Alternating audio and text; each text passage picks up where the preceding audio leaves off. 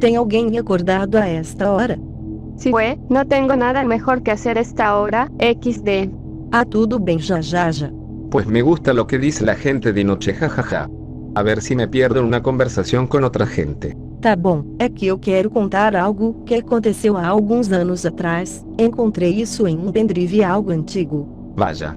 ¿Encontraste algo interesante? Usualmente esas cosas pueden tener algo viejito. ¿Qué encontraste? Hoy a no se le había metido un virus al brasileo. ¿Qué encontraste? É antigo.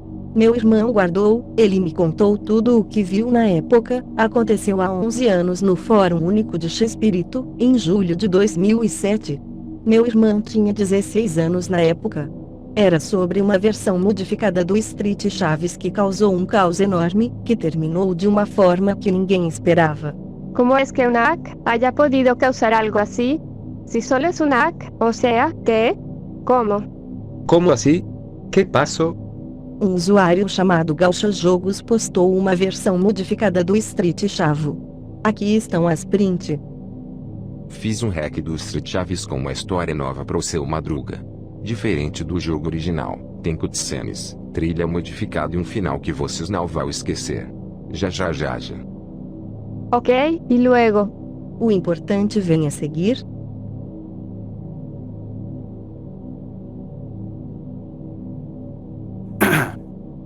El juego comenzaba sin la intro, que parodiaba a la introducción de Street Fighter. En su lugar, comenzaba directamente en la pantalla, con el título, La venganza de Don Ramón. Se comenzaba dando Enter. Se saltaba la selección de personajes, y comenzaba en su lugar, con una escena. Don Ramón caminaba por el patio de la vecindad. En ese momento ve a El Chavo y Kiko peleando, como es de costumbre. El Chavo le avienta una patada a Kiko, pero este la esquiva, y en su lugar, la patada la recibe Don Ramón en toda la cara.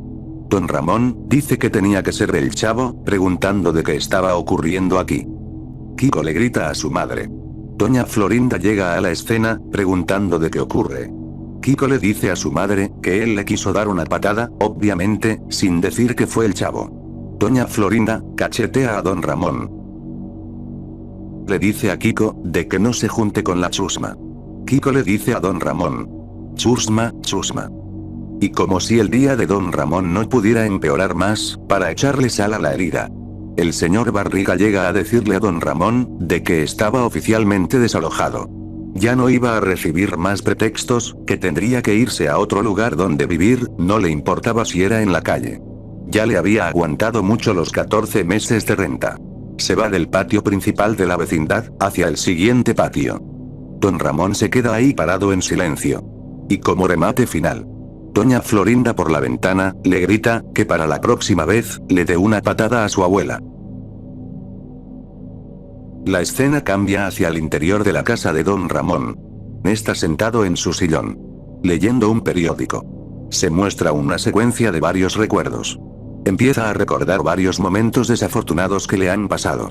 Varias capturas de episodios aparecen, tales como los atropellados, la chirimoyá, Don Ramón fotógrafo, y varios más. Resaltaba mucho, todas las desgracias que le habían pasado a manos de los miembros de la vecindad, especialmente Doña Florinda. No dice nada. Aparece una escena de él, con el señor Hurtado. Y en la siguiente, está tirado en el piso. Posiblemente, se estaba imaginando lo que pasaría después. Que iba a morir en la calle, solo, sin su hija, a manos de un criminal. Se para dirigirse a la cocina. Traía en sus manos una escopeta. Era la misma que aparece en el episodio, La Guerra del Chavo, o también, La Jardinería. El señor Barriga le dice que era hora de que se largara, pero se interrumpe, al ver la escopeta de Don Ramón, gritando en shock, de qué estaba haciendo con ella. Recibe un golpe con la culata de la escopeta, a manos de Don Ramón. Este le dice al señor Barriga, que todo acababa aquí. Estaba harto, de lo mismo de siempre. Si iba a terminar así, entonces lo mejor era morir, que seguir aguantando más. Pero agrega de que antes de que eso ocurriera, iba a acabar con el cachetes de marrana flaca. El Chavo llega al lugar, para ser advertido de que tenía 10 segundos, para largarse de ahí, antes de que todo estallara. El Chavo huye despavorido de la escena. Don Ramón dice: Nos vemos en la barriga, señor infierno. Digo, nos vemos, olvídelo. aunque le perdona la vida al señor Barriga, y en su lugar, va hacia la casa de doña Florinda. Encuentra a Kiko. Le dice: Ahora sí, cachetes de marrana flaca. Me vas a pagar por todo lo que me has hecho, tú y tu madre. Te lo aguanté por mucho tiempo, es hora de devolver el favor. Kiko solo dice un silencioso: Mamá. La batalla comienza. Esto era de lo poco de gameplay que tenía esta modificación, aunque se duda si se le puede catalogar así. Solo presionabas un botón, y Don Ramón disparaba el arma hacia Kiko, bajándole toda la vida instantáneamente, volándole toda la cara. Doña Florinda ve el cuerpo de Kiko. Ella grita tesoro. Le grita con toda la furia a Don Ramón. Que era un monstruo, un cavernícola, entre varias cosas. De cómo pudo hacer eso. Don Ramón dice: Sí. Después de lo que usted y su mocoso me han hecho, ahora usted es inocente. Doña Florinda responde: Ahora va a ver. Saca otra escopeta. Era la siguiente batalla.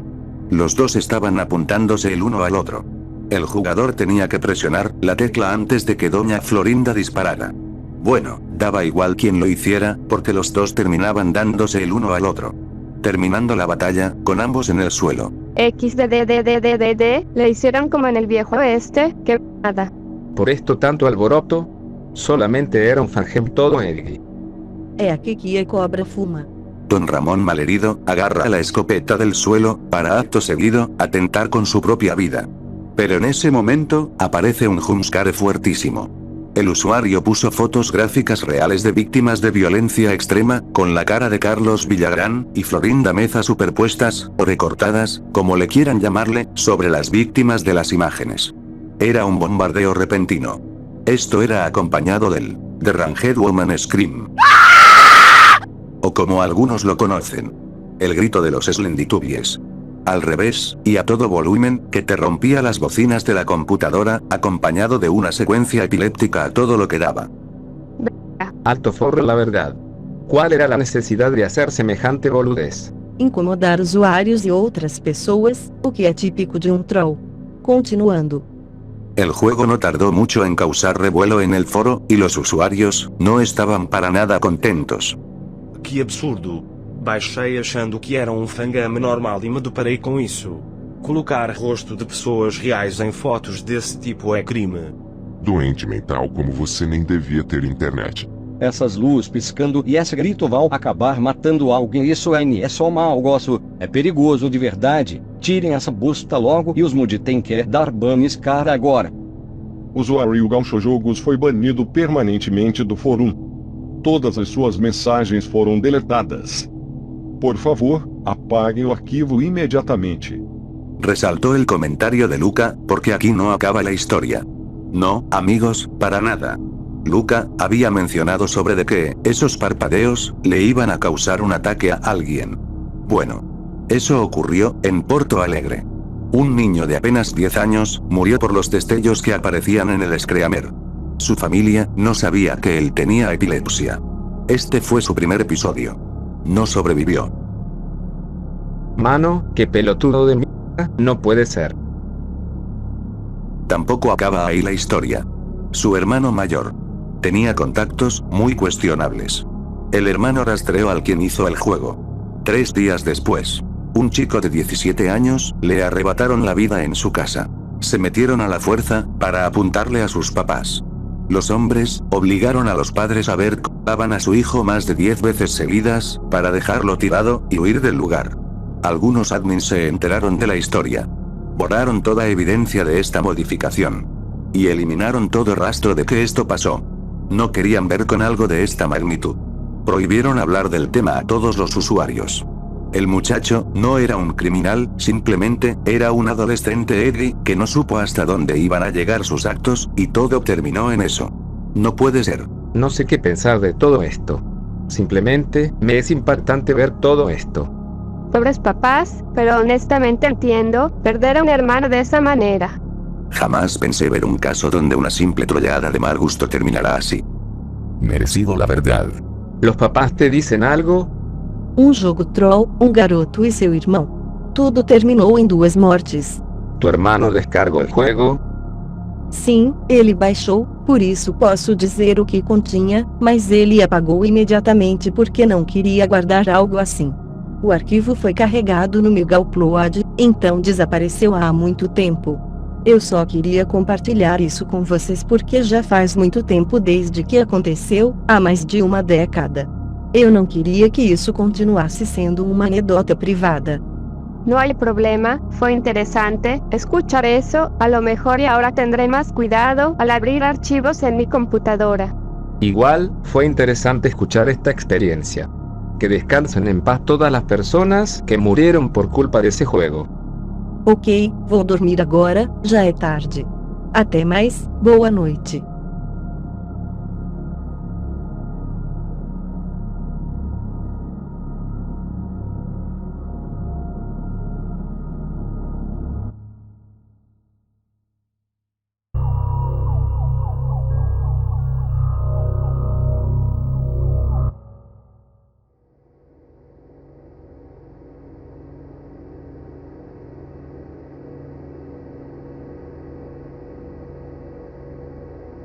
Bueno, trabajé en el desarrollo de Hero Combat Evolved. Sabemos que Hero pasó con varios nombres antes de que el director decidiera el nombre que todos conocemos, que todos odiaron, incluyéndome. No hemos decidido revelar esto, por decisiones privadas, pero mayoritariamente se le atribuye a discusiones creativas, o simplemente, de que decidimos dejarlo de lado. Lo digo, porque esta parte del desarrollo, no me la he podido sacar de la cabeza. Empiezo de qué trataba. Era otoño del 2000. Microsoft había comprado Bungie, y estábamos en un período de transición. Nos habían ordenado reescribir el código, junto a varias cosas. Fue un arduo trabajo, el tener que reescribir el shooter, de tercera persona, a primera persona. Aún se sentía un poco el bug de Mi 2, y todo lo que tuvimos que pagar. O'Donnell estaba trabajando y Steve Downes estaba siendo contratado en ese momento. Nos habíamos mudado de Chicago a Redmond. Steve Jobs estaba completamente furioso con nosotros, en fin. Un tremendo caos, en el que estuvimos durante el desarrollo del juego. Joseph Staten y Marcus Leto estaban experimentando en el ya establecido, pero aún moldeado, jefe maestro. Varias ideas surgieron en nuestra mente, y en una de ellas, fue explorar el pasado del personaje, ya que aún no teníamos muy esclarecido su pasado. Como sabrán, el juego, a diferencia de otros shooters, le daba más importancia a la historia de este. Exploramos varias ideas sobre qué podía ser el jefe maestro. Ya no era el tanque que mostramos en el Macworld, sino un soldado con un pasado detrás. ¿Cómo es que se convirtió en el supersoldado que controlamos, y cómo llegó hasta ahí? ¿Qué era lo que sentía? ¿Cuál era la persona detrás de esa armadura? Joseph Staten escribió sobre de que los buenos no eran tan buenos, y eso se iba a contar a través de un nivel que diseñamos. El trabajo de este nivel, a diferencia de otros, fue más extraño, y algo arduo, para poder contemplar la desorientación dirigida hacia el jugador. Usualmente el nivel no tenía un punto aún establecido en el cual iba a estar en la historia. Se debatía si iba a estar antes de la segunda misión, o antes de la misión Keyes. Esta misión no iba a estar disponible en la selección de niveles. Únicamente era jugable en la campaña. Se preguntarán sobre de qué era lo que contenía este nivel. Bueno, describir es un poco complicado, pero se puede. Este nivel, a diferencia de los vistos en el juego, era desorientante. Estaba diseñado para hacerte sentir una sensación de familiar y soledad.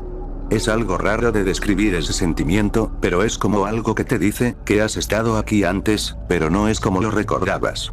Varios jugadores nuevos experimentan esa sensación jugando al primer juego. Bueno, esa sensación era incrementada en este nivel.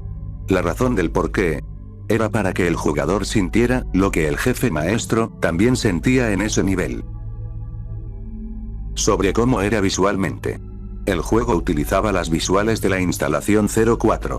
Esa arquitectura Forerunner con la que varios jugadores están familiarizados. La llevábamos a un entorno inusual, expandiéndola por varios laberintos. El jugador podía perderse fácilmente en esto, lo cual podría llevar a la sensación de soledad que teníamos planeada, junto a una desesperación. Incluso, planeamos en poner una guía sobre esto, ya que si era algo complicado salir de esta sección. Martin O'Donnell diseñó la música en este nivel, para aportar a lo anteriormente mencionado. Se sentía como un asalto a los sensores del jugador, y lo hacía tener esa sensación de sentirse enfermo. Pasado el laberinto, el jugador llegaba hacia una sección. Bueno, no sé si se catalogaba así, ya que era un vacío oscuro. Un fondo negro. El jefe maestro caminaba sobre este vacío, no sé por cuánto tiempo, pero podría decirse que durante unos 15 segundos, para no aburrir al jugador. Varias voces aparecen. Eran bastantes. Usualmente eran de trabajadores del estudio, contactos de los trabajadores, o de los actores de voz de los marines que ya andaban trabajando con nosotros. ¿Sobre de quiénes eran las voces? Bueno, las voces eran de gente que John conoció a lo largo de su vida, cuando era entrenado en el proyecto Spartan 2. Eran de reclutas o sargentos, algunos ya no estaban vivos. Otros estaban ya lejos de él, en otra cosa. Las voces hablaban sobre diversas cosas. Era sobre cosas personales de John, el entrenamiento de la UNSC. Sobre cómo era tan doloroso. También aparecían voces de tiempos más actuales dentro del juego, como de los marines que aparecen en el juego y el sargento Johnson. El orden en el que aparecían era completamente aleatorio, pero ninguna voz se repetía. Aquí tengo que decir un detalle. Hubo dos voces que destacaron en específico. La primera. Kate David. Kate David todavía tenía aún algo de carga de una película de Darren Aronofsky, donde interpretaba a un personaje con una calma inquietante. Desconozco qué contacto lo trajo al estudio. Obviamente, el personaje que él interpretaba no era el Inquisidor, sino uno completamente distinto. Un sargento de la infancia de John. Con una calma inquietante, que lo entrenaba. No recuerdo bien sus líneas, pero hablaba sobre de que si no lo hacía, mejor que buscara un puesto en los marines, algo así. Si no mal recuerdo. Se le dio un final, donde fue usado como comida, a manos del Covenant. La segunda. Sé que esto sonará ridículo, y la verdad, no los culpo, porque sé que suena así. Pero, pasó, y lo cuento, porque yo estuve ahí en ese momento. Bien. Les explico. David Bowie grabó una línea en esa parte. Sí. Tal y como lo escucharon. El Starman venía de Omicron, un proyecto con el cual él había quedado fascinado. En ese tiempo, estaba trabajando en el álbum Geiten, un álbum sobre la fragilidad y mortalidad humana. Esta secuencia retumbó sobre su cabeza. Desconozco cómo lo trajeron, no estuve ahí, pero supongo que Microsoft fue él quien lo trajo. Para tal vez promocionar el juego. No sé, no tengo la idea. Pero bueno, hablando sobre su personaje. Era otro sargento que entrenó a John, pero ya en una etapa más avanzada en su vida. Esta línea sí la recuerdo. Lo que decía era esto. Siempre supiste que ibas a terminar en un lugar como este, John. La única duda era, de cuándo te ibas a dar cuenta. Eso fue todo. Lo único que grabó David Bowie. Fue muy corto. Estuvo ahí, estuvo agradecido, tuvo un pago no muy significativo, y se marchó. Fue así como sucedió, pero lo recordamos. Una línea así sin calma ni enojo. De un personaje, de mucho antes que la historia comenzara. ¿Por qué no dejamos la voz? Pues, al haber descartado este nivel, no teníamos dónde ponerla, y quedaba fuera de lugar, y tal vez por problemas con su disquera. Nunca supe sobre de qué pensaba Bowie del proyecto, de que si le contaron, de lo que trataría, ya que eso no era de mi incumbencia. Volviendo al nivel, el jefe maestro salía de esa sección para pasar a la siguiente en el vacío. El flood aparecía, usualmente, el jefe maestro se quedaba quieto para que unos marines y sargentos aleatorios aparecieran. Para posteriormente, ser infectados por el flood. Este se lidiaba, de igual manera que en la versión final. El jugador se tenía que abrir paso para llegar a la siguiente sección. Aparecían enemigos aleatorios del Covenant, pero estos a diferencia de lo normal. Se esfumaban como vapor, en vez de caer muertos cuando los matabas. Las siguientes partes, mostraban a unos Covenant pasivos, se supone que representaba, a la otra cara del enemigo. No solo Covenants aparecían, sino, también algunos marines, e incluso el sargento Johnson. Después de pasar esa sección, otra voz aparecía, era de un élite, posiblemente de los tantos que el jefe maestro encontró a lo largo de su vida. Aunque bueno, era en realidad una de las tantas líneas que David Scully grabó para Avery Johnson, reproducida al revés en un tono grave. Aquí viene la parte final del nivel.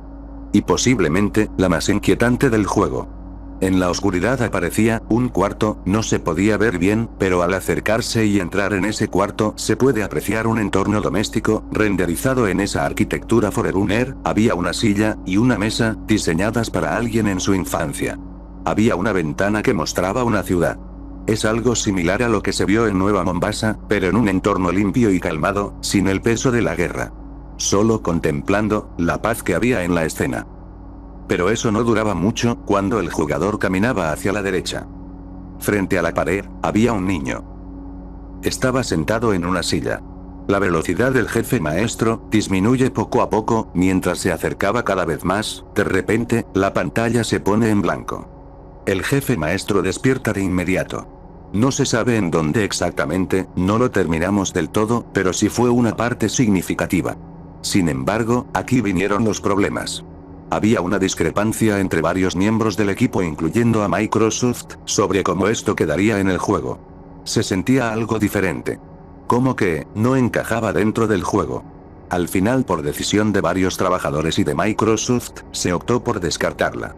Pero obviamente no íbamos a descartar absolutamente todo. Varias partes y conceptos de ese nivel fueron usados para crear lo que se conoce como el nivel La Librería. Sí, de ese nivel descartado proviene la librería. Todo ese ADN desconcertante viene exactamente de eso.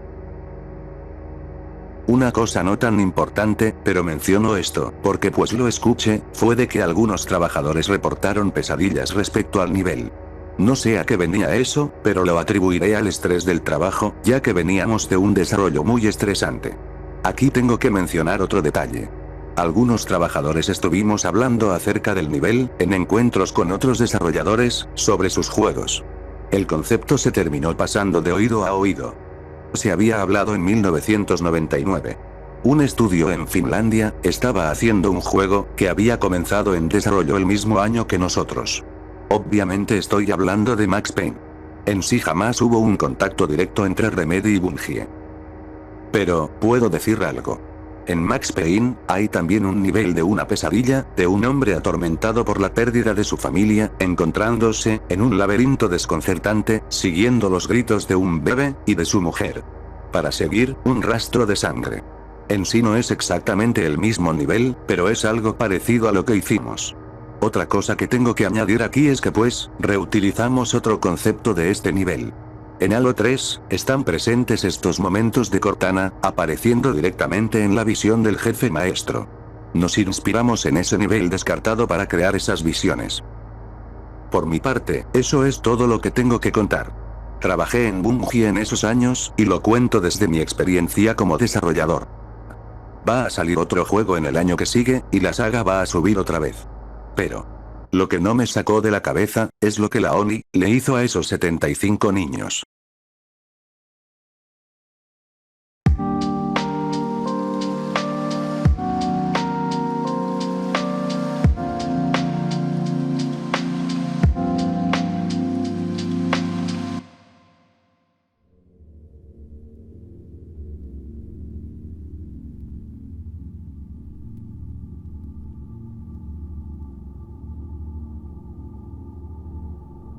Estaba en un grupo de Discord charlando con unas personas acerca de varios juegos gacha.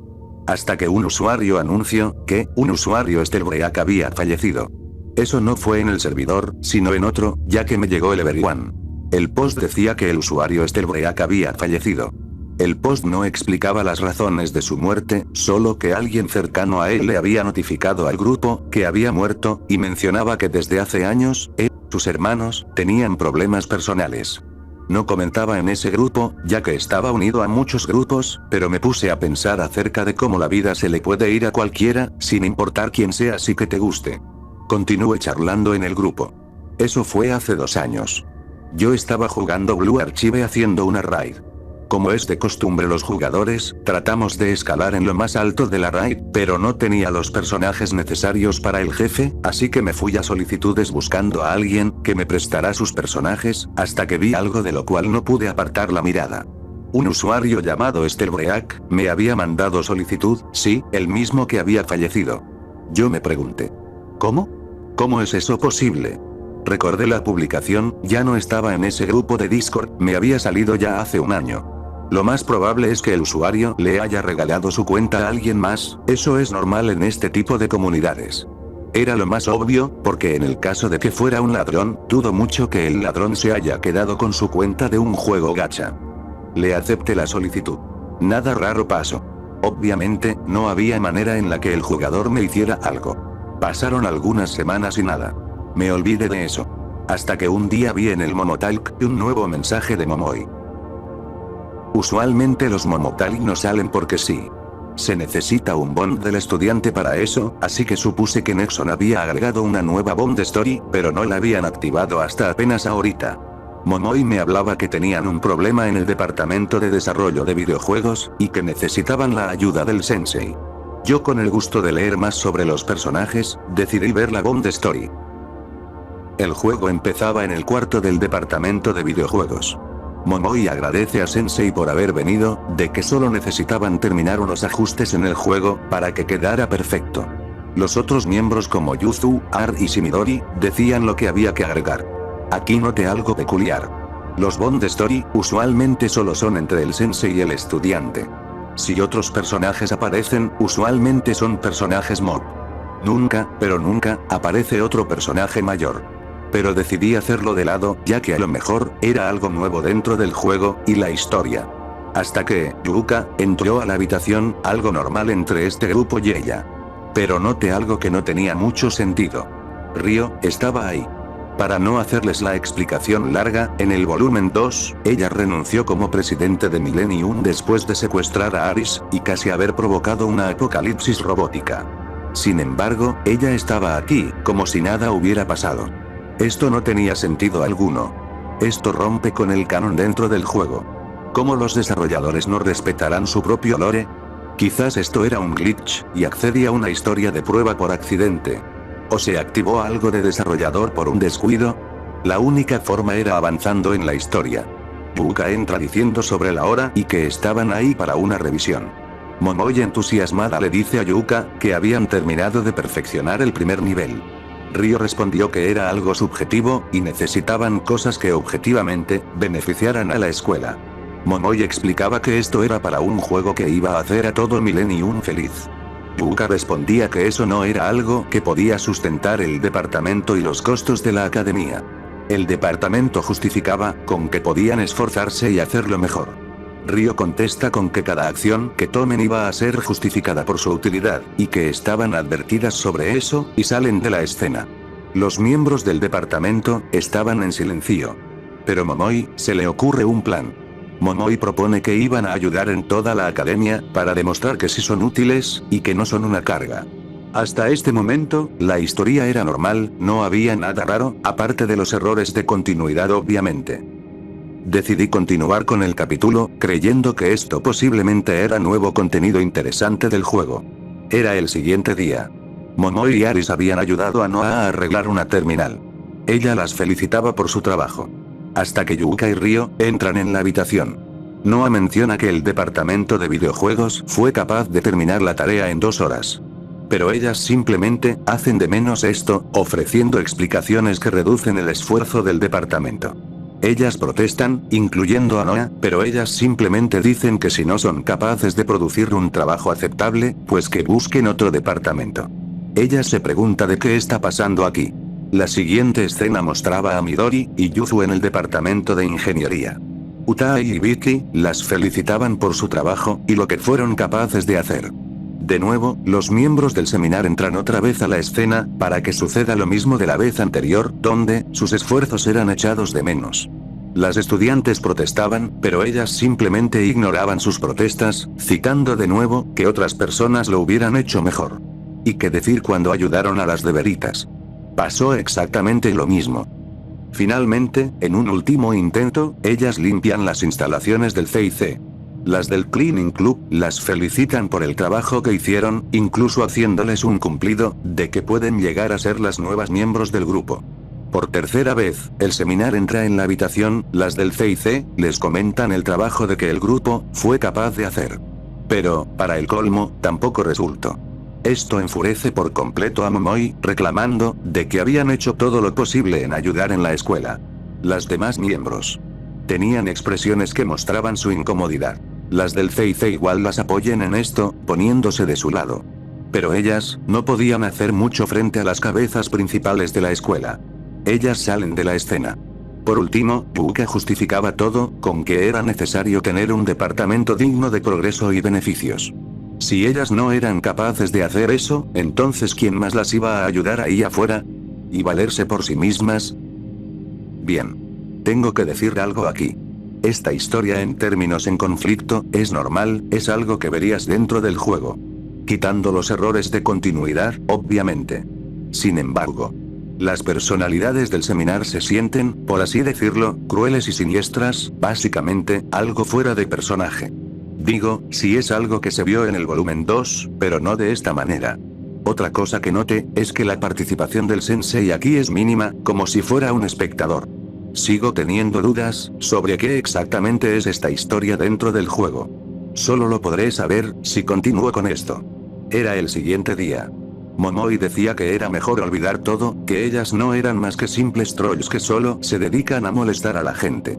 Aparece un texto, apoyando a Momoi, ellas empiezan a trabajar con finalizar el juego. Pero para el colmo de todos, por cuarta vez consecutiva, el seminar vuelve a entrar a la escena. Momoi les preguntaba de qué querían ahora, que habían hecho todo lo posible por ayudar. Las demás miembros estaban igual de exhaustas. Yuka contestaba, con que nada de eso cubría los recursos y el presupuesto desperdiciado en ellas, que el departamento no era algo que era digno de mantener. Diálogos aparecen en la pantalla. Sin embargo, no sirvió de nada, ya que Yuka respondió, diciéndole a Sensei, de que no tenía nada que hacer aquí, que esto no era de su incumbencia, que esto era entre ellas, y que él no tenía nada importante que hacer, que solo era un espectador. Ryo dice, que solo son unas ruidosas, que para eliminar la carga, necesitaban eliminar el problema. Momoi, furiosa por todo, le grita a Yuka, que solo era una prepotente con aires de grandeza, que se creía mejor solo porque tenía un título, pero en realidad, solo era una estúpida que le gustaba dictarle a los demás, lo que ella quería a su conveniencia, terminándola de llamar, pedazo de desperdicio de carne. Yuka, se queda en silencio, a lo cual responde. Después de todos los recursos y el presupuesto que invertimos en ustedes, ¿así es como nos tratan? Ustedes no son más que un desperdicio de espacio, unas toxinas. Momoi contesta, con que iba a pulverizar su halo, hasta que no quedara ningún rastro, para repetir. Te maté. Ambos grupos, tratan de separar a Momoi y Yuka, antes de que esto escale hasta algo peor. Ryo y Yuka se retiran de la escena, no sin antes que Yuka citara que iban a ver cuando su presupuesto llegara a 0. Bien, tengo que decir algo aquí. No estoy asustado. Esto simplemente es un juego gacha. Sin embargo, hay algo siniestro aquí. Para los que han jugado el juego, sabrán que las tramas oscuras ya se han tocado. Blue Archive no es ajeno a esos temas, como el nihilismo de Beatrice o la pérdida de la inocencia. Eso ya se ha visto en el volumen 3 y en la línea de tiempo de Ferenapates.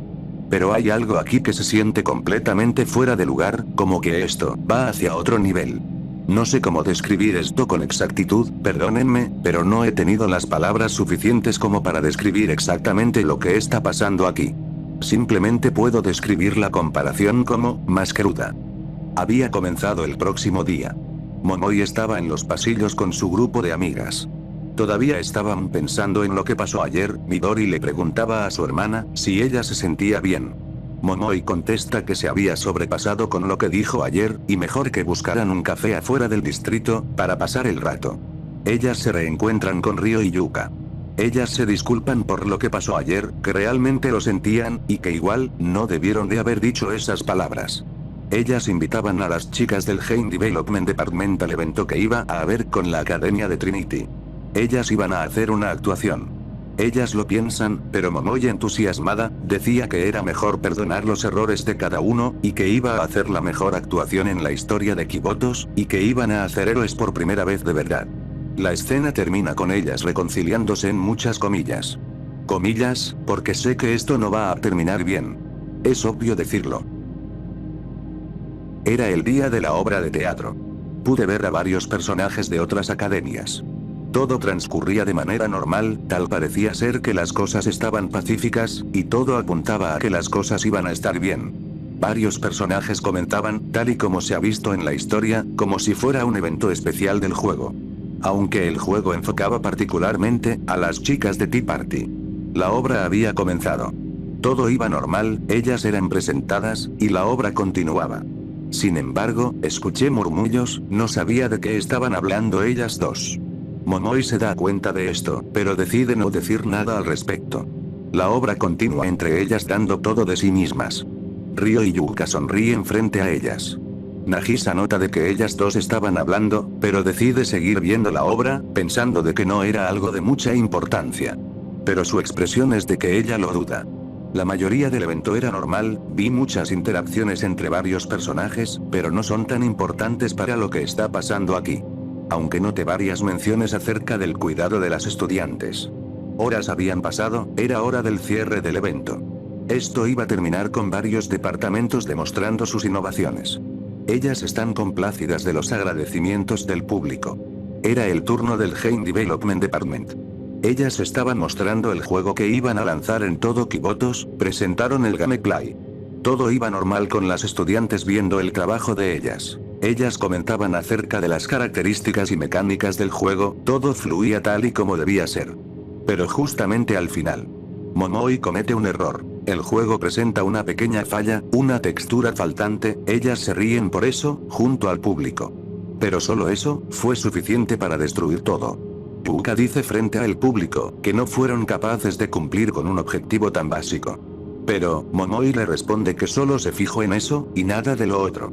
Yuka le contesta que eso es lo que un fracaso diría, pero es interrumpida por Momoi, que le grita frente al público a Yuka, que nunca le aplauden, solo están para criticarlas, que no quieren estudiantes, que quieren robots, y nunca las apoyan realmente. Yuka contesta con que quería una razón, no una excusa, pero es interrumpida por Nagisa, que harta de todo. Se para confrontar directamente a Ryo y Yuka. Nagisa explicaba de que, cómo podían tratar así a sus estudiantes. Incluso, si ellas trataban de hacerlo mejor por la escuela, no las ayudaban en nada, simplemente, estaban destruyendo lo que las hacía valorarse a ellas mismas.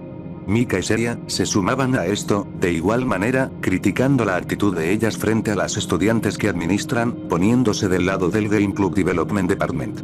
Con sus respectivos comentarios de cada una. Esto conlleva a que todas las miembros de ambas escuelas, se pusieran en contra de ellas. Y cuando digo todas, me refiero a absolutamente todas. Era una cacofonía de abucheos y gritos, dirigidos hacia Ryo y Yuka, las voces de todas las estudiantes, resonaban en su cabeza. Después de eso, escuché un sonido que nunca antes había escuchado en el juego, un sonido de dron. No sé cómo describirlo exactamente, pero es similar cuando escuchas una podadora en la distancia, un sistema de ventilación ahogado, o un camión pasando lejos en la carretera. El escenario de fondo desapareció, para dejar a las 6, en un fondo negro, las expresiones del seminar, eran de completo odio. Las expresiones del Game Development Department, eran de completo miedo. Nagisa concluía con que Trinity, nunca más iba a volver a colaborar con personas que trataran así a sus estudiantes. Era el atardecer. Ellas habían vuelto a su habitación. Momoi le dice al sensei, de que ellas habían recibido su merecido, y que estaban listas para terminar con el proyecto.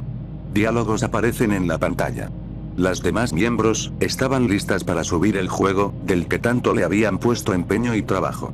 Hasta que la electricidad se fue. Momoi pregunta de qué estaba pasando. Cuando volvió revisan los datos del juego. Se habían corrompido por completo. Iba a ser imposible recuperar los datos, porque al parecer, también fueron corrompidos externamente por algo. No hace falta decir qué fue exactamente. Todas las miembros empiezan a llorar desconsoladamente. Les soy sincero, no sé ni qué diablos es esto. No tengo ni la más mínima explicación de qué rayos está pasando aquí. En estos momentos estoy completamente confundido.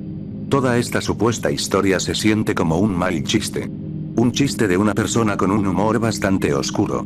Abuso psicológico, personajes actuando fuera de su personalidad, diálogos deshumanizantes, entre otras cosas. ¿Cómo rayos estaría esto dentro del juego? Ya lo dije antes, el juego no es ajeno a estos temas oscuros, pero por favor, no de esta forma tan macabra. Quizás todo esto sea una broma de mal gusto por parte de Nexon. Esto solamente era un chiste interno que se había filtrado por accidente. Como lo hacen varios animadores detrás de cámaras cuando están estresados. Quizás Steelbraque es un desarrollador que había sido despedido, y se quiere vengar de Nexon saboteando el juego. No sé, no tengo ni la más mínima idea. No tengo miedo, pero esto se siente como algo retorcido de ver. El juego corta al siguiente día. Momoi se despierta, ella busca a su hermana por el cuarto. Encuentra una nota. Midori se había resignado. Había abandonado el departamento. Iba a ir hacia otra escuela, hacia otro departamento, donde las del seminar jamás la pudieran encontrar.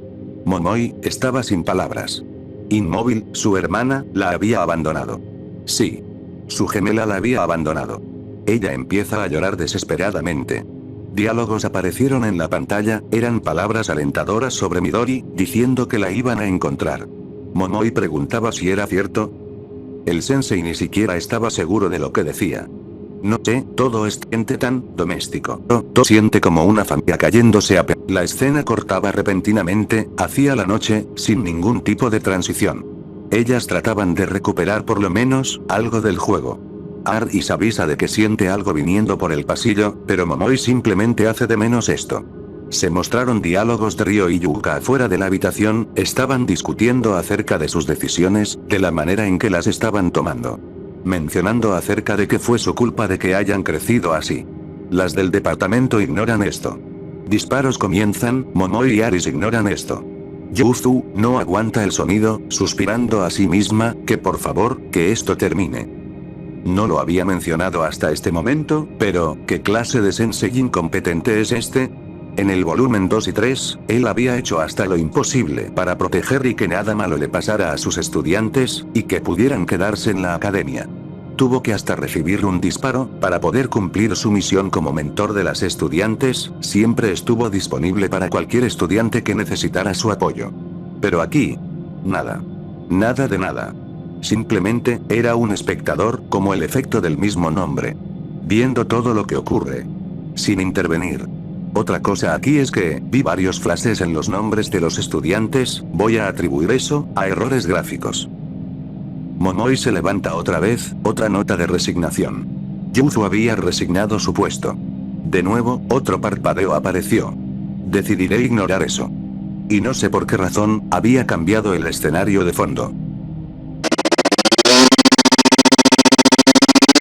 En ese momento, Noa entra a la habitación, ella dice que por fin había llegado. Se disculpaba por haber llegado tan tarde, pero no podía haber llegado porque el seminar había impedido los esfuerzos de los demás, e hizo difícil llegar hacia Momoi y sus amigas, por lo tanto eso impidió que ella llegara a tiempo. Momoi le decía a Noa que se llevara a Aris lejos de aquí, a un lugar donde pudiera ser una heroína, en Trinity, como la Sisterhood, o la biblioteca. Donde esos monstruos no le pudieran hacer nada. Noa le dice a Momoi que no podía llevarse a ella, solo a Aris, pero que podía volver pronto para llevársela de ahí. Momoi dice que no se preocupara, que ella estaría bien. Momoi le dice al sensei que si todo iba a estar bien. Pero solo apareció en la opción de diálogo, unos puntos suspensivos. La pantalla se puso en... ¿Y eso por qué? La escena regresaba. Momoi empieza a caminar por la calle, diciéndose a ella misma, que... ¿A dónde iba? Ninguna escuela iba a aceptar a una perdedora como ella, que lo mejor era desaparecer de Kibotos. En ese momento se encuentra con Black Sweet, uno de los antagonistas del juego, junto a Wakamo. Otras antagonistas empezaron a aparecer. Black Sweet le decía a Momoi sobre lo cruel que era la vida. Wakamo mencionaba por todo lo que había pasado. Pero Makoto decía que, porque tenía que respetar a las personas que arruinaron su vida. Gente como ellas, no merecen ningún tipo de respeto, mucho menos amor. Akemi le decía que no pensara que ellas eran estudiantes, que ellas solo eran obstáculos en su vida. Makoto le regala algo a Momoi. Un peroro. Le decía que con esto, se iba a deshacer de los culpables de que su vida esté así. Momoi no estaba segura, pero ellas la alentaban a hacerlo. La escena se pone en negro. Yuka anunciaba que el departamento estaba oficialmente cerrado, y que lo mejor era, que se enfocara, en algo que valiera la pena. Ryo decía que mejor se deshiciera de las cosas que estaban ahí, Momoi respondía que lo sentía, y que quería darle un regalo. Yuka decía sobre qué significa esto, pero... De repente, Arona apareció en la pantalla iniciando una secuencia, para que después la pantalla... Lo que seguía era un espectáculo desagradable. La piel de Yuka se empezó a desprender de su cara, a poco se deformó. Recarla y Por un momento el juego mostró la imagen de una mujer, cara deformada por heridas de un ataque de ácido y la foto de un hombre con heridas de bala en su pecho. Posteriormente, el juego reemplazó esas imágenes por los personajes que los interpretaban. Momoi celebra porque finalmente las había asesinado. Ella decía que por fin era un héroe, había matado a las villanas. Momoi se queda en silencio. Ella dice, ¿de por qué no siente nada? ¿Por qué no siente satisfacción? Ella decía, quiero volver. Quiero volver. Quiero volver. Quiero volver. Quiero volver. El juego mostró la foto de un auto hundido en un río. Momoi estaba en un fondo negro. Su nombre ahora era Taylor. Lo siento. Hice todo lo que pude. Cada esfuerzo no les importó. Simplemente nos querían moldear en su concepto de lo que pensaron que era mejor, nunca dejándonos demostrar lo que realmente sentíamos. Nunca nos vieron como hijos, simplemente como otros miembros que tienen que contribuir. Cuando les demostré lo que yo pensaba, ellos nos forzaron en su visión, arruinaron nuestro proyecto y quisieron desterrarme. Mis hermanos se fueron de la casa, no pudieron aguantar el ambiente opresivo. Me quedé sola en la casa. Nadie pudo hacer algo. Estaba muy enojada. No los empecé a ver como mis papás, sino como unos obstáculos que había que eliminar de mi vida. Pensé que no le debía absolutamente nada a la gente que solo te maltrata cuando no eres lo que ellos esperan. Lo que hice fue horrible.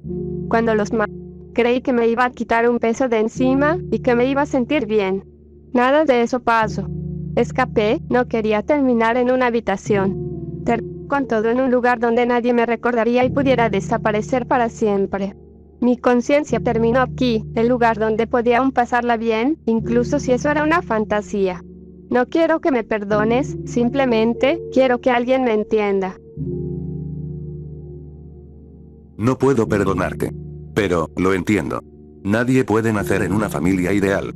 La vida puede ser completamente injusta y cruel, varias veces.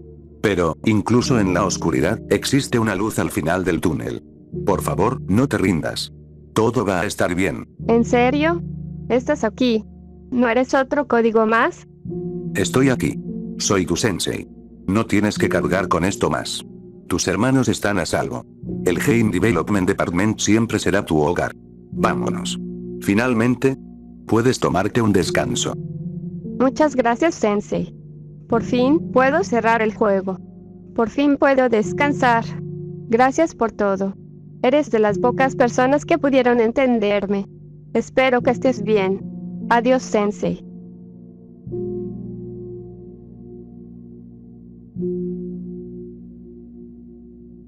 El juego me devolvió al lobby. La cuenta de Stelbrake ya no estaba. Ha pasado un mes. No sé si lo que vi es lo que realmente creo, o todo fue una broma. Pero no veo a nadie comentando algo al respecto de lo que ocurrió. Sea cual sea el caso. Espero poder haber ayudado a esa persona.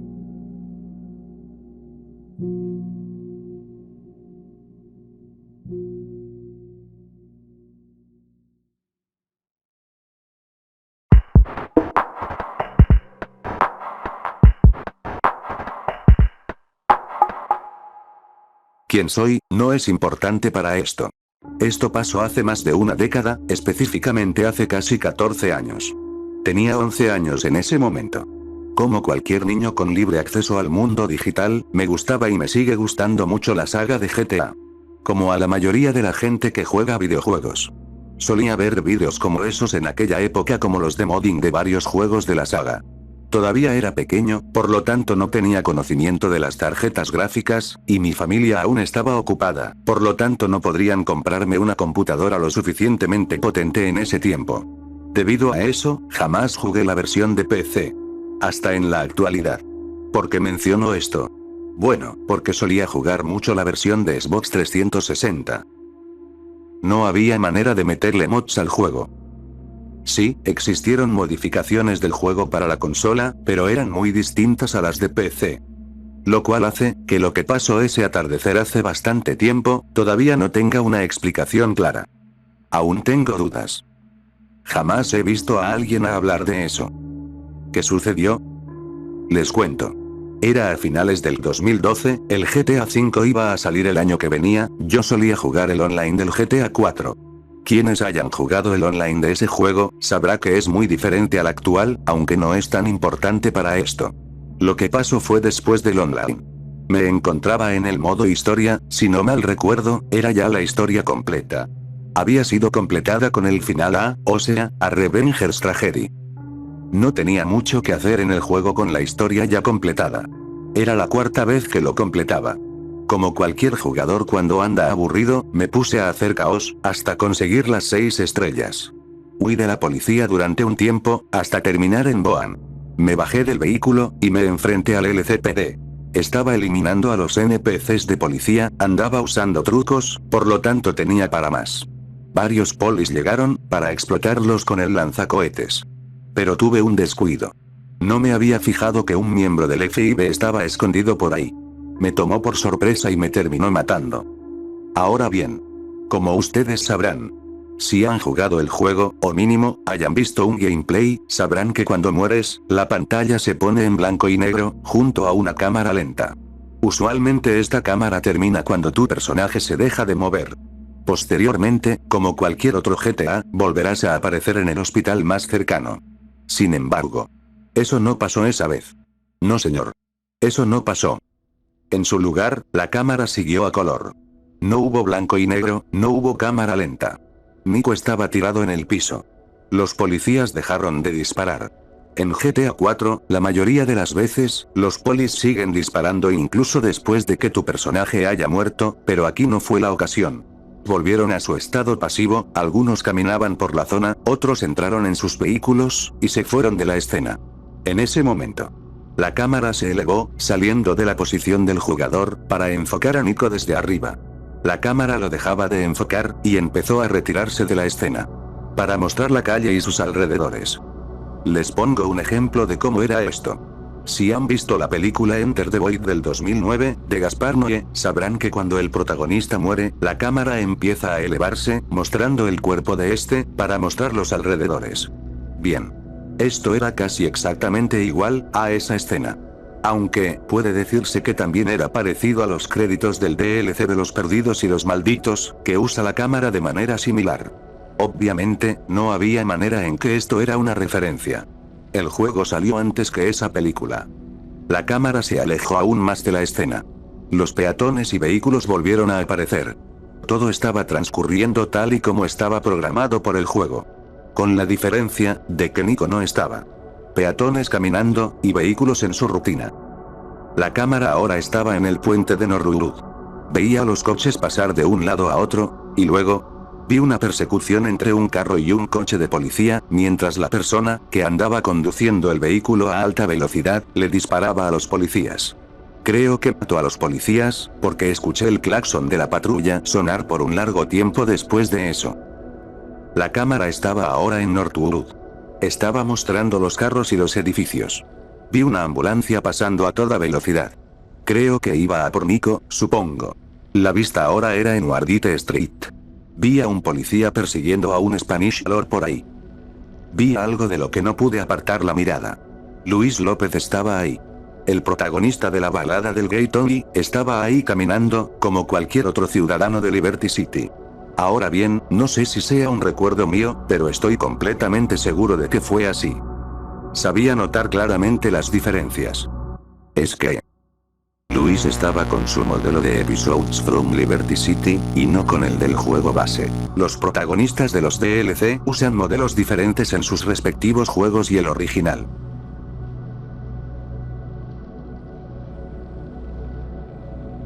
Si conocen más sobre la entrega y más detalles, sabrán que esto es cierto. Los modelos del GTA 4 eran antes que los finales, o sea, que son versiones anteriores, o betas. Pero aquí Luis aparecía con su modelo final.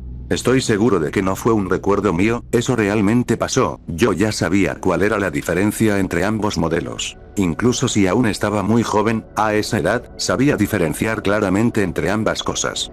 Repito, esto era la versión de Xbox 360, no de la PS3 ni de la de PC obviamente. Sé que me van a decir que de alguna manera, que tenía los DLC en el juego, y hubo alguna interferencia entre ambos juegos. Pues no, no era así. Tenía ambas versiones por separado, es decir, tenía el disco de Episodes from Liberty City, en vez de haberlo descargado en la tienda de Xbox. Así que no hay manera de que haya habido alguna interferencia al menos de que yo conozca. Perdonen si sueno redundante, pero necesito aclarar estos detalles para no dejar dudas de qué fue lo que vi exactamente, y encontrar alguna respuesta. La cámara siguió su rumbo. Johnny Klevitz también apareció. Con el modelo de su DLC, y no del original. En la siguiente parte, vi a unos miembros de la banda de Daniels of Death, agarrándose a tiros con unos policías, para que terminaran abatidos por los polis. La cámara siguió a la siguiente calle, esta vez, mostraba una pelea masiva, entre varios conductores. Desconozco la causa de eso. Un evento scripteado, a lo mejor. El juego mostró, otro personaje importante. Bueno, más bien dos. Little Chico, y Batman. Estaban saliendo de un bar. Ese bar suele aparecer mucho en las misiones de amistades. Andaban saliendo de sin siquiera saber algo de Nico, continuando con sus vidas dentro del juego. En lo siguiente de este raro recorrido, había una pelea donde alguien era apuntado, para que su victimario huyera. En la próxima, mostró un tiroteo masivo, entre varios miembros de bandas criminales. La persona que estaba en el carro, le disparó a varios de los miembros, para atropellar al último que quedaba, y darse a la fuga. Lo próximo que vi, fue un prisionero de Alderney corriendo, supongo que se había escapado, para esconderse en un edificio. Y por último, un camión de bomberos pasó a alta velocidad. Creo que iba a apagar un incendio. En eso, la cámara empieza a subir, para enfocar a la torre de Rotterdam, junto a una toma de toda la ciudad. La cámara se enfoca hacia el cielo. Y después, el juego empezó a parpadear violentamente, como si tratara de cargar algo, pero no era capaz. El juego se trabó. Y la pantalla se puso en negro. El juego se reinicia. Estaba de vuelta en la primera misión, de Cousins Bellic. Y lo más importante. La partida se había borrado, pero afortunadamente, había guardado una copia. Así que no perdí el progreso. Pero esa era la versión, con el final de Out of Commission, o sea, el final B. Me quedé en silencio. Estaba completamente confundido. No sabía lo que había pasado, pero, tuve que continuar. Después de ese día jamás me volvió a suceder algo similar. Le conté eso a mi hermano, pero me dijo que eso era muy raro. Pero pues, no tenía prueba de nada, solamente la experiencia. Me dijo que a lo mejor fue un error del juego. Pasaron los años, y esta experiencia se me quedó en la mente. No quedé traumado ni nada, simplemente, me quedé confundido. Es de esas experiencias que solo se te quedan para ti mismo. Porque sabes que nadie más te va a creer. Bueno, seguí con mi vida, y he seguido siendo fan de GTA. A veces encuentro historias de experiencias raras en los juegos. Esto me ha motivado a compartir la mía. Siento que a alguien más, le pasó algo parecido. Y sé que no estoy solo. Espero que alguien me dé una explicación.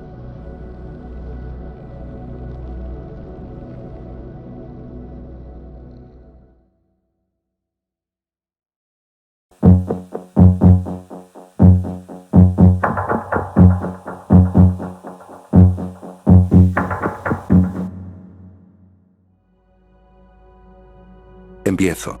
Trabajé en Rockstar desde GTA 3 hasta Red Dead Redemption 2. Tuve una buena carrera en la compañía. También estuve involucrado en otros juegos como los Midnight City y el Max Payne 3. Me salí de la compañía el mismo año en el que salió Dan Houser, o sea, en el 2020. He presenciado absolutamente de todo en la compañía. Y puedo decir que sí, varias cosas de que dicen los fans de la saga GTA, del desarrollo y versiones anteriores del juego, son ciertas. Pero hay otras que también son falsas. Lo que compartiré aquí, proviene de lo que yo viví, dentro de la gran R. Si quieren creerme, créanme, y si no, están en su derecho. Pero yo solo cuento lo que vi, y presencié. Nadie ha hablado de esto, debido a que fue algo que en su tiempo, jamás habíamos hecho, y fue algo arriesgado. Si de por sí, ya habíamos tomado muchos riesgos, como el querer implementar los 3 protagonistas, este era uno de los máximos riesgos. ¿De qué es lo que estoy hablando? Un final eliminado. Responderé a las siguientes preguntas que se andarán haciendo en este momento. 1. La filtración masiva de 2023 reveló el código fuente del juego. ¿Cómo es que exista un final eliminado, si no está en la filtración? Trabajamos con una copia maestra distinta, esta versión era diferente de la del desarrollo. Tenía diferencias, ya que era algo experimental, que quería hacer Dan Houser. El guión estaba ya casi completo, pero Dan todavía sentía que los finales que habíamos creado, dejaban al jugador muy limpio. Dan Houser todavía tenía esa sensación y melancolía que se había visto en GTA 4, y quería traducir eso, a la historia que estábamos haciendo. Pero no era un trabajo mayor, ya que estábamos experimentando, aún con el juego.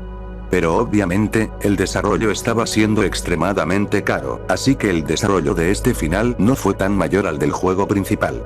2. ¿Por qué Rockstar crearía algo tan solo para descartarlo? Quienes saben del desarrollo de los juegos de Rockstar, sabrán que Rockstar crea sistemas, diálogos, líneas de voz, modelos, entre otras cosas, para después desecharlos, si no les parece de que quede bien en el juego. Lo pueden comprobar con las betas de los juegos. Como las misiones eliminadas del GTA San Andreas, los diálogos eliminados de Arthur Morgan en Red Dead Redemption 2, varios modelos en GTA 4, o uno de los más famosos, el golpe eliminado de Sharmota Yo, donde un golpe entero con mecánicas y diálogos, fue removido de la historia principal. Con esto dicho, entenderán que esto no es descabellado. 3. ¿Por qué fue eliminado? El final fue considerado muy oscuro, bajo estándares del juego, íbamos a tener algunos desacuerdos con la SRB, y ya sabíamos el sufrimiento que eso conllevaba, tal y como lo vivimos con el Hot Coffee y el Mahjong 2. Pero honestamente, viendo la misión del libro, lo dudo. Pero, en realidad, fue un desacuerdo entre Sam y Dan Houser sobre cómo esto quedaba en el juego. Se plantearon cómo el público y los fans iban a percibir las consecuencias de sus acciones. En otra nota similar, pueden ver que cosas más oscuras fueron planteadas en los finales A y B. Como Michael siendo triturado por las aspas de un helicóptero, o Trevor siendo congelado con nitrógeno líquido, para que Franklin lo destrozara en pedazos con un 2x4. Esto es comprobable en la filtración del 2023. Dicho esto, no quiero hacer más preámbulos. Varias dudas que algunos tengan aún, serán respondidas en este relato. Rockstar London fue el encargado de desarrollar este proyecto secreto. Habíamos ya desarrollado Mahjong 2 en el pasado, por lo tanto, ya se tenía experiencia creando este tipo de tramas y contenido. Leslie Benzies estuvo encargado de supervisar esto. Fueron algunos meses de trabajo para este final, diría que fue completado en un 70%. Incluso, varios de los actores de voz del juego, grabaron líneas para este final. Creamos algunos elementos exclusivos en este experimento. Empezaré ahora, con el contenido. Todavía no teníamos claro al 100% en qué circunstancias se desbloquearía este final, pero fue mayoritariamente, bajo acciones en los encuentros aleatorios, como matar a Paki en su encuentro o dejar que Taliana muera. El juego debía de ser completado al 100%, y se debía de haber seleccionado el final B, la hora ha llegado. Bajo estas circunstancias, se activaría el final oculto. El jugador debía dejar que pasaran varios días dentro del juego, como un total de 10 horas de juego. En ese momento comenzaba el final. Sin importar dónde estaba el jugador, Franklin recibía una llamada de Lamar. El jugador que posiblemente estaba tranquilo, iba a ser sorprendido por un Lamar llorando y gritando. Aquí tengo que decir algo. Slim Johnson es un gran actor. Su actuación como Lamar es lo que lo ha hecho tan icónico. Un trabajo tan icónico que no muchos pueden igualar. Aquí, sonaba como una persona totalmente diferente. Nunca, pero nunca, se le había escuchado a Lamar de esta manera. Lo más cercano que puedo decir de esto, son unos audios eliminados de él, donde Chop moría en una misión. Pero eso, ni se acercaba a la actuación que él dio aquí. Podías sentir el completo miedo y la gravedad en su voz, sobre lo que había pasado. Lamar decía entre llantos y gritos, que él viniera, que Trevor vino, lo atacó, y que apenas él pudo salir de esa. Franklin llega al escondite de Lamar. Se puede observar a varios miembros de los Families, tirados sin vida en el piso. Es obvio que Trevor había sido el responsable. Franklin recoge a Lamar. Ellos corren directamente hacia el vehículo. Lamar decía que Trevor vino a su escondite, completamente como una persona diferente, dijo que hasta parecía poseído. Dijo que Trevor solo mencionó que ya nada importaba, lo atacó de repente, y lo miró con una cara de como si no lo conociera. Aquí lo raro es que Trevor jamás atacaría a Lamar. Sí. Es un sociópata altamente explosivo. Pero es alguien leal, si han entendido bien la historia. Nunca, pero nunca, él te traicionaría, al menos que tú lo hagas primero. Franklin pregunta de si Trevor había dicho algo más. Lamar dice que Trevor había dicho el nombre de Franklin. Franklin recibe una llamada de Lester. Lester decía que varias cosas habían pasado en los últimos momentos. Lester mencionaba de que Trevor había matado a Wei Chen de una manera en la cual no podía mencionar. Explicaba sobre lo que iba a hacer Trevor, pero Franklin lo interrumpe, preguntándole de que si era su culpa. Lester se queda en silencio por algunos segundos, y responde con que no podía decir eso, pero Franklin le dice que le responda honestamente. Lester dice que sí, algo de culpa tenía. Pero que se encargara de salvar a Lamar. Al momento de llegar al hospital, Franklin se baja del vehículo y lleva a Lamar hacia urgencias. Tanisha llega al lugar preguntando de qué le había pasado a Lamar. Franklin explicaba lo que había sucedido en los últimos momentos, y aceptaba que él tenía en parte la culpa en esto que había ocurrido. Le dice a Tanisha de que se quedará aquí. Que tenía que encargarse de ese problema. En ese momento, el juego cambia hacia Trevor. Trevor estaba conduciendo un vehículo militar robado. Un Insurgent. Aquí tengo que aclarar, para los que tengan dudas de esto. Sí, el Insurgent se originó en este build. Tenía algunas ligeras diferencias, pero era exactamente el mismo vehículo. Rockstar le gustó mucho el diseño de este vehículo, así que lo reutilizó en la actualización de golpes de GTA Online, cuando ya hubiera pasado el tiempo suficiente para que fuera la ocasión. Trevor recibía una llamada de Lester. Contestaba casi de inmediato, sin la necesidad de que el jugador lo hiciera. Respondía con un simple no. Trevor y Lester tienen una discusión intensa sobre lo que pasó en el final B. Trevor mencionaba sobre de que Franklin tiró a Michael de la torre de luz. Lester trataba de calmar a Trevor, pero era simplemente en vano, mencionando que era el pensamiento más claro que había tenido en años. Lester trataba de razonar con que si él seguía, solo iba a empeorar todo. Pero Trevor decía que iba a terminar con todo esto, no hay nada que él pudiera hacer, y eso es lo que pasaba cuando ya no había gente con la que valiera la pena hablar. Cuelga el teléfono. Tengo que mencionar otra cosa aquí, respecto a la actuación de voz. La actuación de voz de Steven Ogg aquí no era la típica que oirías dentro del juego. Para nada. Aquí Steven Ogg gritaba, con una furia que te daba miedo de tan solo escucharlo. Como una persona que no tiene otra emoción que procesar, después de ser traicionado. Incluso escuché, de que Steven Ogg terminó temblando, y tuvo un dolor de cabeza durante una hora, después de grabar esas líneas. Sobre esto, no estuve presente, pero le creo. Al dar semejantes diálogos, un actor terminaría así, después de dar todo en semejante actuación.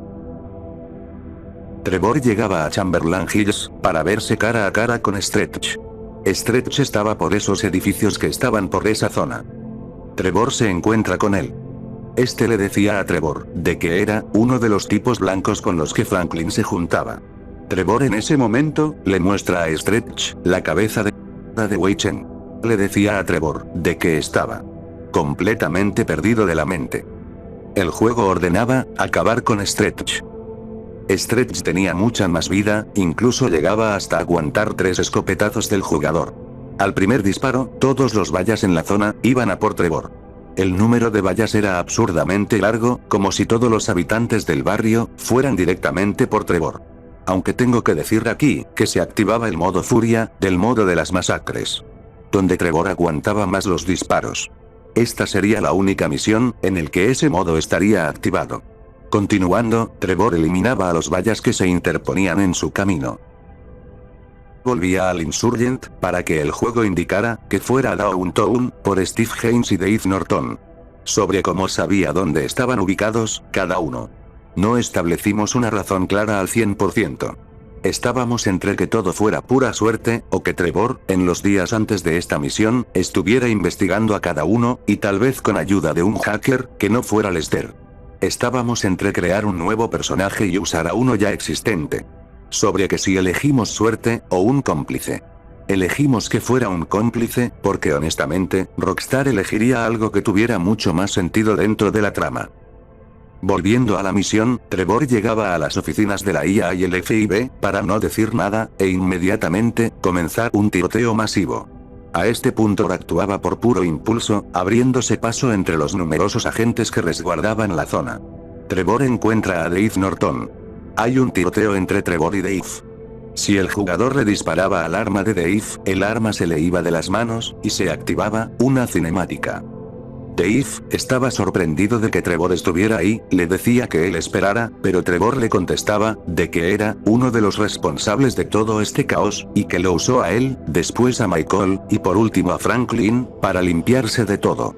Dave respondía diciendo, de que tenía contactos y todos los accesorios necesarios, pero Trevor lo interrumpió de inmediato respondiéndole de una forma burlesca, de que era parte del gobierno, solo era un agente desechable más, y que nadie iba a venir. Trevor estaba a Dave. Volvió a abrirse paso entre los numerosos agentes y refuerzos que llegaban al lugar. Entra al edificio del FIB. Esta parte, por así decirlo, era demasiado complicada, eran varios agentes que salían, llevando chalecos antibalas, ametralladoras, y rifles de asalto, sumando a que varios estaban colocados de manera estratégica. Incluso en el modo que estaba Trevor y activando el modo Furia, no bastaba mucho para facilitar el objetivo. Pero aún así, Trevor lo logra y encuentra a Steve Haynes. Steve Haynes le respondía que esto era una agencia gubernamental, y que haciendo todo esto, medio país irá a por él. Trevor respondía diciendo que él puso a Michael en esa situación que lo mató. Y a pesar de sus acciones, siguió fingiendo en su programa, que era un policía limpio, que quería combatir el crimen. Steve Haynes intentaba responder, con que eso no importaba, que Michael seguía muerto, pero Trevor contestaba con que él también lo iba a estar, para que de inmediato, lo agarrara del cuello, y tirara a Steve Haynes por la ventana. Trevor huía del edificio, volviéndose a abrir paso una vez más entre los agentes que llegaban. Huyó del edificio, para volver al Insurgent, enfrentándose otra vez a los oficiales. Aquí el nivel de búsqueda era diferente al del juego final. Era más parecido al del universo 3D, con varios departamentos llegando a la vez, como la NUS, el FIB, la policía y el ejército tratando de detenerte. El jugador tenía que huir de todos ellos. Se podía huir de cualquier manera, pero podía usar el túnel de Pillbox North Station, para huir más rápido. Después de huir de la policía, Trevor tenía que deshacerse del Insurgent. El jugador se deshacía del Insurgent. Robaba un vehículo, y conducía por unos segundos, para que el juego cambiara a Franklin. Franklin estaba conduciendo a toda velocidad, por toda la ciudad, llegando a los lugares donde posiblemente estaba Trevor, para encontrar policías, y patrullas en el lugar, a la vez que mientras conducía, veía a las unidades de policía, pasando a toda velocidad. Segundos después, él recibía un mensaje de Trevor, diciéndole que lo viera en la casa de Devin Stone. Empezó a conducir hacia allá, mientras una canción sonaba de fondo, junto a varios diálogos que pasaban por su mente. Esto era similar a la misión, desenterrando el pasado. También vi por ahí que Rockstar tomó cierta inspiración de esta parte, para la misión final de Red Dead Redemption 2. Al llegar a la mansión de Devin Stone, se encuentra una escena macabra. Varios soldados de Meriwether muertos a manos de Trevor. Franklin se acercaba a la piscina para encontrar el cuerpo de Devin, con varios signos de tortura. Trevor salía de donde estaba escondido, diciéndole a Franklin de que había venido. Le decía a Franklin, de que todo lo que iba a hacer de que si se volvían a encontrar, había ocurrido. Apuntaba al cuerpo de Devin Stone, añadiendo que Devin también los iba a matar, para no dejar cabos sueltos. Franklin respondió, de que no era necesario que hiciera todo esto. Trevor inmediatamente responde que, no dijera eso. Que él soltó a Michael de la torre de energía, solo porque una persona con traje, le dijo que lo hiciera, porque le era más fácil eso, que arriesgar su vida. Franklin respondía con que fue complicado, que él los iba a traicionar también, que recordara lo de Northampton, pero era interrumpido por Trevor diciendo que se dejara de mentir a él mismo. que él sabía que era muy simple, y lo hizo complicado, para no lidiar en su mente con la decisión que había tomado, terminando con que, la diferencia entre ellos dos es, que cuando él hace cosas malas, él es honesto y sabe lo que hace, a diferencia de él, que tiene que disfrazar todo en su mente, para no sentir culpa, y que eso, lo hace mucho peor que él. Franklin decía que lo sabía. Después de un momento de profundo silencio, la batalla entre Trevor y Franklin, comenzaba. Aquí hay un detalle que hacía esta secuencia diferente. Las habilidades de Trevor, que el jugador le había dado a él, eran dadas a su modo NPC. Dependiendo de la experiencia del jugador en el juego, la batalla iba a ser muy, o no tan complicada. Durante en algunos momentos, soldados de Meriwether, y miembros de la policía llegaban al lugar, aunque era de una manera, en la que el jugador pudiera lidiar con Trevor y ellos a la misma vez. Después de una batalla, que duraba aproximadamente 5 minutos en total, Franklin lo hería gravemente. Trevor estaba tirado, recargado en la pared. Débilmente, se reía, de lo que había pasado. Decía que no puede revertir lo que él ha hecho, no puede traer de vuelta a la mar, ni a Michael, ni a nadie más. Franklin respondía con que lo sabía. Trevor en su último aliento, decía que ni siquiera Chop quiere estar cerca de él. No puede volver atrás, y que siempre va a cargar con esto toda la vida. Franklin no dice nada y acaba con Trevor. Después de eso, el jugador tenía que escapar de un nivel de búsqueda, de 4 estrellas. Con el nivel ya perdido, Franklin recibía una llamada de Tanisha llorando, sobre de que Lamar había muerto de sus heridas. Insultaba fuertemente a Franklin, diciendo de que todo lo que él tocaba, moría en sus manos, que ella no quería volver a saber nada de él, y no quería siquiera estar cerca de un pedazo de mierda como él. 10 segundos después, Franklin recibe un mensaje de Lester, lamentando todo lo que había ocurrido, y de que debido a lo acontecido, ya ni podía volver a estar cerca de él. Franklin llega a su casa en Vinewood. Encuentra una nota. La nota decía, de que se habían llevado a Chop, con la razón de que una persona como él, no merece tener a un perro como Chop. Terminando que iba a estar mejor sin él. Franklin no dice nada. Va a su habitación. Se sienta en la cama. Empieza a llorar. Su llanto, contrastaba mucho, con lo que se había visto en el juego. Esta secuencia dura unos 15 segundos. Franklin pasa su mano hacia atrás, la pantalla en ese momento se pone en negro, y de repente, se escucha un disparo. Bajo en términos de historia, Franklin había muerto. Aunque esto interfería con el sandbox del juego, así que decidimos hacer algo. Reaparecía en el hospital, con una venda en su cabeza. Estaba ahí, sin que ni un peatón, la notara. Una marca permanente. El juego continuaba normalmente, aunque bueno, ya no había mucho que hacer, más que andar haciendo las actividades que el jugador ya había completado. Era el único personaje que estaba disponible. Cuando testeamos esto por primera vez, la sala se había quedado en silencio. Posteriormente a esto, Dan y Sam Hauser tuvieron una discusión en privado, sobre cómo esto iba a quedar en el juego. La discusión fue entre ellos y un director que estaba ahí. Debido a la alta confidencialidad, y lo personal que fue esta conversación, jamás se dio detalles claros de qué exactamente ellos dos hablaron. Pero por lo poco que se sabe, fue de que Dan Hauser mencionó acerca de las decisiones que el jugador iba a tomar, mostrando lo mismo de GTA 4, sobre cómo tus acciones tendrán consecuencias en la trama. Sam estaba de acuerdo con Dan, pero él estaba muy preocupado acerca sobre cómo esto iba a impactar al jugador, y la audiencia en general. Enfocándose más, sobre el resultado en la experiencia del juego. Al final, la visión de Sam, fue la que prevaleció en este final, y este build, fue sellado. Pero no íbamos a desechar, lo que habíamos creado. Para nada. Mucho de lo que creamos en este build, se usó en la versión final, para crear un final similar, pero menos intenso, mucho más alegre, y no con muchas consecuencias de las decisiones del jugador. Donde los 3 protagonistas, sobrevivían a pesar de todo.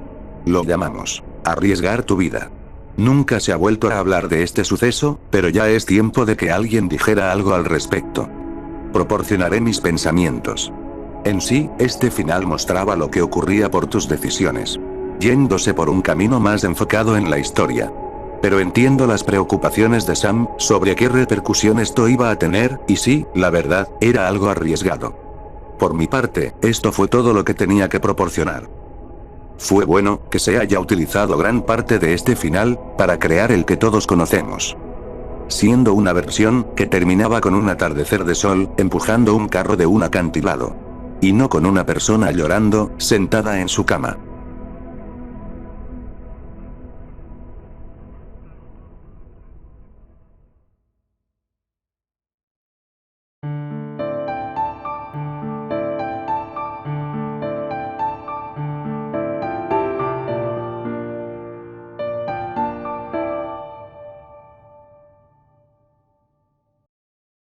Estaba aburrida en un fin de semana. No tenía nada mejor que hacer, había terminado las cosas de mi trabajo. Decidí perder el tiempo en cosas muy específicas. Esta vez, fue algo tan específico como andar buscando viejos hilos de foros japoneses de a principios de los 2010. Usualmente suelo traducir lo que dicen los anónimos, esto me da a encontrar experiencias inusuales que son chistosas o extrañas. Pero hay algunas que sí me han hecho reír. Tal es el caso en el que un tipo, necesitado de una novia, quiso hacerlo con una imagen, y por accidente, se lastimó con un ventilador. Esa cosa sí que estuvo de locos. También fue cuando un estudiante, enojado por perder, tiró el teclado por la ventana y le terminó dando a alguien que iba en una motocicleta por ahí. O mi favorita. Un tipo anduvo haciendo toda una presentación y una carta de amor, casi del tamaño de una pequeña novela, solo para que al final, la chica del instituto, a la cual se le iba a declarar, era lesbiana. Dios mío. Tremendas cosas que uno se encuentra aquí. Aunque, la experiencia que tuve esta última vez, fue algo que jamás me pude imaginar. Era de noche. Me encontraba navegando en uno de los archivos de los foros, buscando cuánta estupidez encontraba, hasta que me topé con algo que captó inmediatamente mi atención. Un post en cirílico. Los comentarios siempre están en japonés, ya que bueno, obviamente el foro es japonés. Pero aquí estaba en cirílico, específicamente ruso. Это не шутка. Не скачивайте эту версию Саку, с моим другом произошло нечто плохое. Pajalosta, udalite это. El post advertía de que no jugarán una versión del Touhou Tensoku, que lo hizo que a alguien le pasó algo feo. Obviamente los usuarios japoneses, al ver semejante idiotez, escrita en otro idioma que no entienden, salida de una historia de terror barata, no dudaron en escribir sus comentarios respetuosos, que iban de un ritmo que aceleraba poco a poco. レイムに頼めばよかったのに読めねえよロシア語かこれ恐ろしや嘘がバレて逃亡12秒をこじらせる転速いつの間にかデスノートかぎゃー怖いよす怖すぎて今夜はおしっこ行けなくなっちゃうよ助けてレイムさんマジでくだらねえ。ここ転速のすべだぞ。設定とか今後の話する場所なんだけど。ホラーが来たいならオカマン。オカルトいたいけよ。二度とくんなかす。こんな高等無形な話、信じるやついんの？ふふふふ、いい加減すれ汚しやめろ。さっさと、HK、に寄せろ。一生ウォッカー煽ってろよ。それしか能がないんだからな。はい、このスレ終了。次スレ立てるから、ここら埋め立てて。キリルモギアローラーク券。アクセス禁止でいいよ。Yo también me quería reír. Todo esto era algo completamente surreal. Un ruso publicando en un board japonés sobre una supuesta versión maldita de un spin-off de un juego Bullet Hell. Obviamente, no hace falta decir que a lo mejor, el tipo andaba promocionando un malware para robar la información a los usuarios. Varios usuarios rusos hacen ese tipo de cosas. Aunque me dije a mí misma, ¿y si tal vez lo busco? Estuve buscando durante algún tiempo varias discusiones del foro, hasta que encontré que alguien había publicado un hilo siguiendo el mismo tema, donde el usuario adjunta fotografías del sitio donde lo encontró. Al parecer el sitio era tan simple como esas páginas viejas en baja resolución. La página anunciaba lo siguiente. ¿Quieres hacerle la vida imposible a Lee? Que te cae mal. Esta es la página indicada. Mediante este mod de Touhou Tensoku, lograrás hacerlo. Solamente pon la IP de esa persona, y nosotros nos haremos cargo. No puede ser. Todo esto parece una estafa para descargar un malware, que quién sabe qué le vaya a hacer a tu computadora. Pobre de la gente no tan inteligente, que se creyó tremenda pendejada. El usuario adjuntó un link de descarga de la página. Sin embargo, tenía curiosidad, así que empecé la máquina virtual, ya que obviamente no iba a ejecutar algo que en el 90% de los casos sería un virus. Me puse también una VPN, por si las dudas. Se descargó el archivo. Para mi sorpresa, todavía funcionaba esa cosa. ¡Qué extraño! Usualmente ese tipo de links, que se alojan en páginas de descarga desconocidas, dejan de existir a través de los años. Sin embargo, aquí todavía funcionaba. Lo extraí. Era un ejecutable. Muy pesado. Lo cual hacía dudar todavía de eso. Lo repito, pobre de las personas que se creyeron semejante cosa. Bueno, de todas maneras, estaba en un entorno seguro, y si fuera un virus, ya era un virus viejo, y probablemente, los servidores de ese virus, ya ni debían de funcionar. Aunque bueno, total, no tenía nada que perder. Abrí el ejecutable. Para mi gran sorpresa, era de que tenía que aplicar esto en la carpeta del juego. Yo solía ser fan de Touhou, pero lo terminé dejando simplemente porque me dejó de interesar. No por una mala experiencia, sino porque mis intereses cambiaron. Aunque bueno, descargué el juego. No me tomó más de media hora y apliqué esta cosa. Bueno, sea lo que sea que hiciera esto, sería algo decepcionante. Inicié el juego, me pidió que colocara una IP. ¿Ah? Ya sabía que esto era una trampa, pero en ese momento se me ocurrió una idea. Puse la IP de mi compañero de trabajo, Brenton. Es una persona altamente egocéntrica y prepotente. Me cae absolutamente mal. Coloqué la IP de él, para por lo menos desahogarme con él, y hacerle pasar un mal rato. No pregunten cómo la conseguí, pues esa es otra historia. El juego comenzó, el personaje del contrincante se seleccionó por sí solo. Como sea, elegí a Reisen, que solía ser mi personaje favorito cuando me gustaba esta saga. La pelea comenzó, la verdad, no fue nada del otro mundo, nada raro pasó. Tenía experiencia en este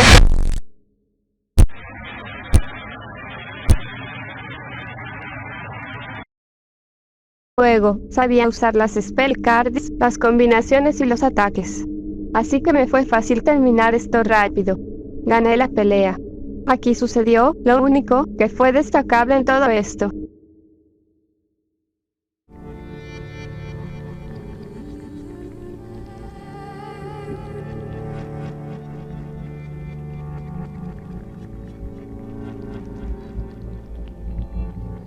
El juego se cerró de inmediato. Esperé para ver si pasaba algo en la máquina virtual. Nada pasó. Terminé eliminando esa cosa, ya que bueno, aunque no haya pasado nada. No quería conservar un virus. Me fui a dormir. Pasaron los días, Brenton me hablaba para decirme cuánta mierda. Nada fuera de lo común. Aunque él me comentó que le estaban llegando mensajes de varios números. No se veía asustado, sino muy molesto. Me dije mentalmente, oh vaya, entonces sí funcionó. Obviamente, no le dije nada. Aunque en la siguiente semana, pasó algo que me llamó algo la atención. Brenton, por una razón, me empezó a compartir videos de lagomorfos. Varios videos. Me andaba molestando a cada rato, diciendo que viera este video. También me contó de que quería conseguir un conejito de mascota. En serio. Se volvió sumamente molesto. Tuve que decirle de que me dejara de molestar. Me siguió molestando. Incluso, en el trabajo, empezó a hablar de eso con mis compañeros. Tuve que bloquearlo para tener tranquilidad. Pasaron varios días. Lo empecé a ver menos en el trabajo, pues lo habían cambiado de puesto a uno más lejano de donde yo estaba, por razones sin relación de lo que pasaba. Pasaron unos días, lo desbloqueé para ver si ya se había calmado. No contestaba, no me importó mucho, de seguro estaba tomando alcohol. Aunque varios de mis compañeros me dijeron que no contestaba desde ayer. No me importó mucho, pues Brenton solía tomar alcohol y pasarse de copas, capaz si andaba perdido en quién sabe quién, total, es un maldito borracho. Aunque decidí preguntarle a mis compañeros sobre si había seguido molestando. Me dijeron que Brenton estaba también comportándose muy raro. Me contaron que a veces, por unos momentos, decía cosas incoherentes y que veía cosas raras. Algo así como alucinaciones.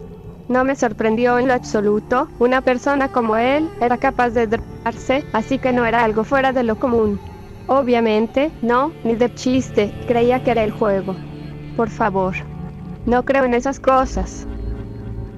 El día siguiente Brendan fue reportado como desaparecido. Ya di mis razones anteriormente.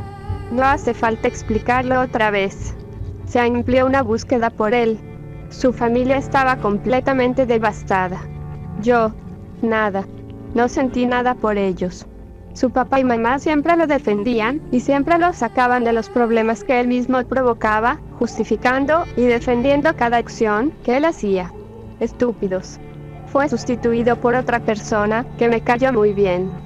Pero aquí viene lo emocionante para mí. Brenton apareció sin vida en Montana. Sí, no es un error. En Montana, a miles de kilómetros, desde la última vez que fue visto. Su cuerpo apareció con la siguiente nota. De tú y yo solo somos uno mismo. Y frente a él no hay nada más. No sé qué significa eso, pero bueno. Su cuerpo estaba en estado de descomposición, pero aquí un detalle. Una liebre estaba comiendo su cuerpo. Los lagomorfos no pueden comer carne, les hace mal a ellos. Pobrecita, de seguro estaba muy hambrienta. Aunque, tengo que decir que la zona estaba repleta de árboles y pasto. ¡Qué extraño! También otra cosa importante que debo mencionar es que él mandó fotografías. No sé qué signifique eso. Pero a veces en las fotos veo una figura, aunque siempre que trato de hacer zoom deja de ser visible, de seguro es otra cosa. Bueno, ¿y qué quieren que les cuente? Nunca se encontró al verdadero culpable de eso. El caso quedó impune. Aunque bueno, tengo que decir que todo esto fue completamente interesante. Quien sea quien haya sido el responsable, se lo agradezco por eso.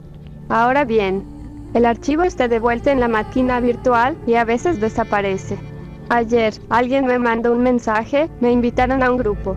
Me agradecieron por haber probado algo valioso. Me uniré a ver si encuentro a muchos más amigos. Por cierto, tengo que darle de comer a mis conejos.